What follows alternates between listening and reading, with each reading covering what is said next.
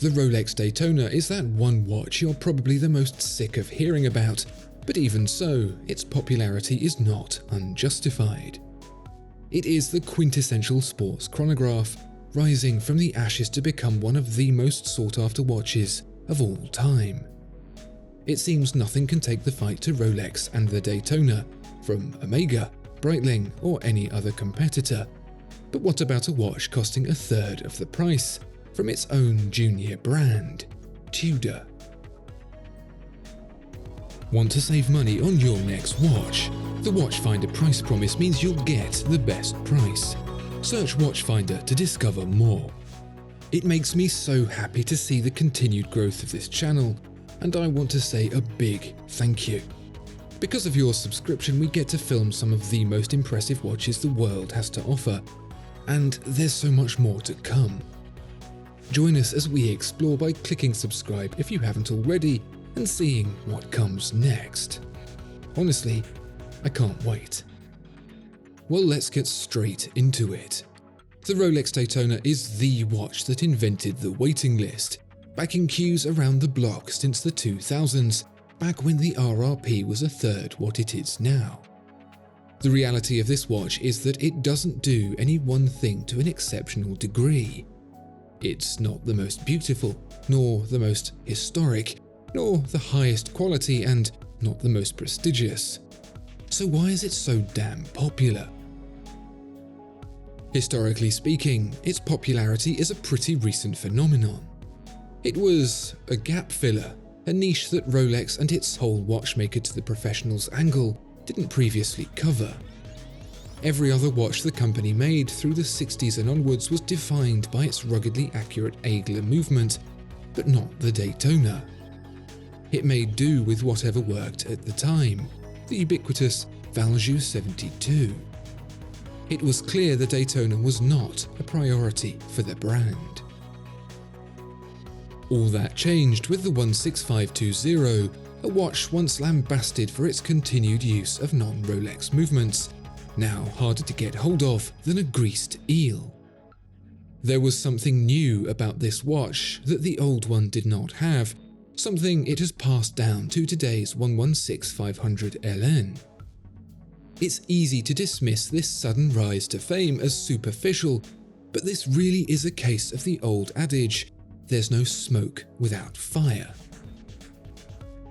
I'd like to, if I can, talk about the Aston Martin Vantage, the version from 2005. Now, here's a car that, on paper, is terrible. Part Aston, part Volvo, underpowered, overweight, too expensive. It's not fast, it's not agile, it's not athletic. It is, frankly, terrible. Add a human to the equation and all that changes. The shape is simple but perfect. Not flashy, not fussy. It just makes your eyes feel good. And the engine may not take you anywhere quickly, but the sound, no matter the speed. You see where I'm going with this. It's more than the sum of its parts. And the same is true of the Daytona. You can't explain what makes those simple lines so satisfying, that dial so iconic. There's something so fundamental about it that it's akin to explaining why you like the colour red. I don't know, I just do. There's no denying that there's a healthy dollop of brand association going on here too, but even the most die-hard detractors have to admit that if this design had an Omega logo on it, it would be one of the best watches the brand had to offer. I think Zenith has proven that point already. And not only does it tick a wealth of the feel-good factor boxes, it's a solidly sensible choice as well.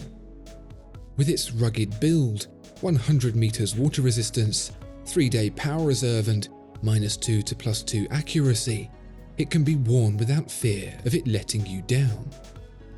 Okay, so someone might try to break your wrist off for it, but you can hardly blame the watch for that.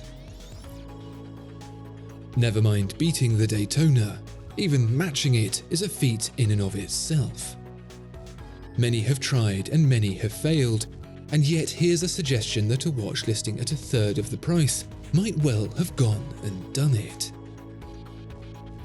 Before we try and tange the intangible, let's compare these two the only way you really can with any degree of objectivity: on paper. The Tudor is an ant's armpit wider at 41mm, but more noticeably an extra few millimeters in height. Plus, it has a domed sapphire crystal. Its caliber MT5813, shared with Breitling, is chronometer certified, which makes it a few seconds worse either way over the Rolex in accuracy. Power reserve is down 2 hours on the Rolex caliber 4130-72, whilst water resistance is up by double to 200 meters. You couldn't get a piece of paper between them, you really couldn't. The Rolex pips it, as you would expect, but the Tudor is even closer than that one guy at the pub who doesn't understand personal space. What surgeons would call nip and tuck looks like hack and slash compared to these two. So how about the subjective, the warm and gooey feeling that tells you all's right with the world? Because, let's face it, we engage with watches like this because we want to feel good. And one of these two is going to do it better than the other. The question is, which? For the most part, comparisons against the Daytona are clear-cut, with few exceptions. But what about with the Tudor? Okay, so I'm not so naive as to think that anyone in their right mind would turn down a Daytona when presented on a level ground with the Black Bay Chrono. What I'm wondering is if the Black Bay Chrono can do enough that, with the colossal price difference also taken into account, it would be a wholly satisfying compromise with no regret. And you know what? I think it just might be. And I'm not just talking out of my downstairs mouth, because I have personal prior in this very scenario. I am currently the contented owner of a Black Bay 58 and have previously been the owner of a no-date Submariner.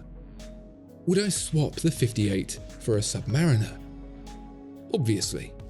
Do I wish that being able to swap the 58 for a Submariner was an option? You know, no, I don't. The gulf between the two just isn't enough to warrant the effort in pining for something I can't have. I know you don't believe me, but it's true. Maybe. At least mostly. And mostly is enough. I think the same could be true of the Black Bay Chrono, with a caveat. One of the main reasons I'm very happy with my 58 is because I have no interest in the modern Submariner. It's too crisp, too shiny.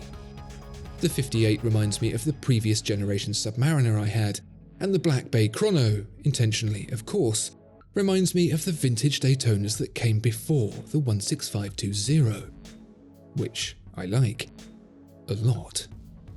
I wouldn't have one because they seem a bit delicate and I seem a bit too poor, but I like it. So it turns out I'm in the category of people for whom the Black Bay Chrono is actually a nicer watch than the Rolex Daytona, albeit marginally. Do I wish it was a tiny bit smaller and thinner? Yes. Do I wish it didn't have King Henry VIII's surname on it? Obviously. Do I think, if I owned it, I'd be kicking myself for not getting the Daytona instead? No, definitely not. I'd need a lot of money to do that. What we're looking at here, essentially, are two timelines of the same watch. Call it a cop-out, but these two offer so much in the same vein that really the biggest deciding factor is going to be the person who wears it. It's such a fine line between one and the other that it could all come down to a date window, a millimeter here and there, twin versus triplet subdials. I suggested at the outset the price difference could be the decider, but what I didn't consider was that it works both ways. You might choose the Tudor because it's cheaper, sure. But you might also avoid the Daytona because it's so much more expensive. After all, there's a certain smug satisfaction in knowing you got a bargain. And that just might be enough to tip you over the edge. Discover more exceptional watches at Watchfinder. Thank you so much for watching this video. If you enjoyed it, please do consider giving it a like and subscribing to the channel. If there are any watches you'd like to see featured, please let us know in the comments below.